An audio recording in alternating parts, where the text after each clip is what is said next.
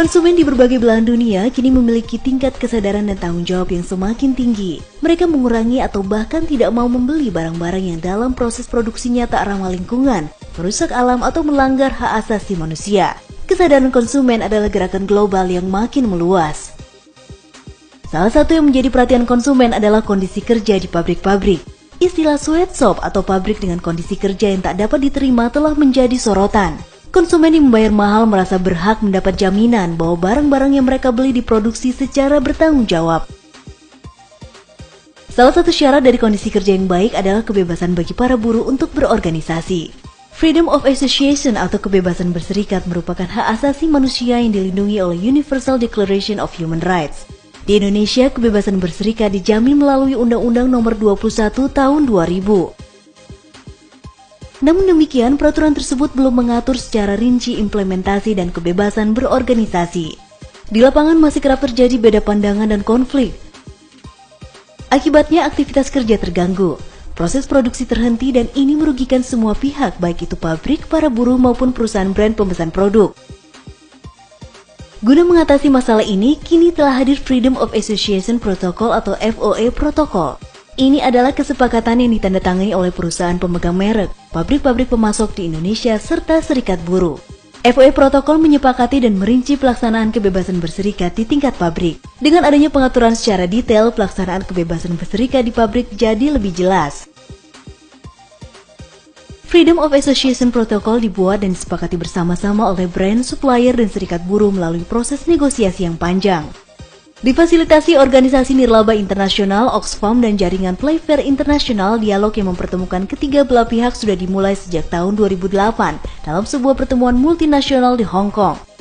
Ketika itu disepakati Indonesia menjadi pilot project multi-stakeholder dialogue mengenai isu perburuhan. Pada 23 hingga 24 November 2009 berkumpullah serikat-serikat buruh di tingkat nasional untuk berdiskusi, menyatukan pandangan dan membuat usulan bersama. Proses ini dilanjutkan dengan dialog, negosiasi, dan perdebatan sengit dengan pihak pabrik dan brand. Dibutuhkan waktu lebih dari 1,5 tahun dan diselingi 1 kali demonstrasi hingga dicapai kesepakatan FOA oleh semua pihak pada 7 Juni 2011.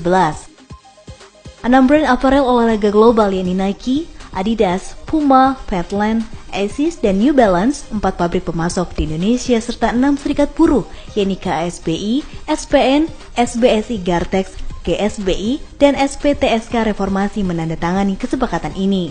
Dalam perkembangannya, kini sudah 73 pabrik pemasok dan 22 serikat buruh tingkat pabrik dan nasional yang ikut FOA Protokol.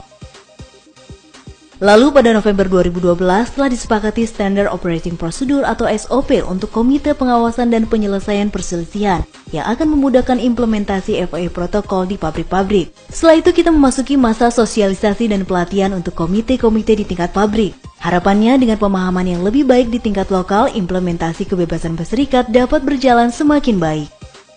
FOA Protokol berpegang pada 3 prinsip utama kebebasan berserikat. 1. Buruh bebas membentuk organisasi sendiri. 2. Perusahaan diharuskan mengakui keberadaan organisasi tersebut. 3. Perusahaan tidak boleh ikut campur dalam urusan serikat buruh. Di antara detail-detail prosedur yang disepakati, sebagai contoh, pabrik diharuskan membebaskan buruh pengurus serikat dari pekerjaan di pabrik untuk menjalankan tugas serikat dan mengizinkan anggota serikat bila mana ada kegiatan organisasi. Di sini tentunya serikat buruh harus menyerahkan dengan baik jadwal tugas pengurus harian dan kegiatan yang harus anggota ikuti kepada pihak manajemen. Selain itu, perusahaan tidak boleh melakukan tindak intimidasi dalam bentuk apapun kepada pengurus dan anggota organisasi. Tidak boleh ada penurunan jabatan, mutasi, pengurangan upah, kriminalisasi, ketentuan beban kerja di luar kemampuan pekerja, serta skorsing. Perusahaan juga berkomitmen memfasilitasi kegiatan organisasi dengan membolehkan pemakaian ruangan serta penggunaan fasilitas komunikasi dan kendaraan. Selain itu, organisasi diperbolehkan mengibarkan bendera dan memasang papan nama serta menerima tamu di lingkungan pabrik. Yang juga penting, perusahaan bersedia ikut memfasilitasi pengumpulan iuran anggota dan memberi surat dispensasi bila mana diperlukan. Menyangkut penyebaran informasi, organisasi buruh diperbolehkan membuat papan pengumuman atau memanfaatkan yang sudah ada. Dengan kehadiran FOA Protokol yang baku dan terrinci, serikat buruh dapat memperjuangkan perbaikan kondisi kerja bagi para buruh di pabrik-pabrik melalui perundingan perjanjian kerjasama dengan pihak manajemen, yang pada akhirnya memperbaiki kualitas produk yang dihasilkan. Bagi pihak pabrik, mengadopsi FOI protokol akan meningkatkan daya saing dalam memenangkan order dari buyer. Di sisi lain, mereka dapat secara lebih baik bernegosiasi dengan serikat buruh. Sementara itu, bagi pihak brand, mereka dapat mempertanggungjawabkan produknya yang proses produksinya memenuhi satu dari ketentuan Code of Conduct atau Ethical Code.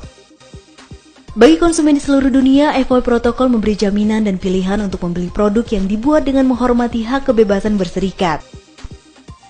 Bagi Indonesia sendiri, kehadiran FOI protokol merupakan satu langkah maju dalam mewujud nyatakan kebebasan berserikat.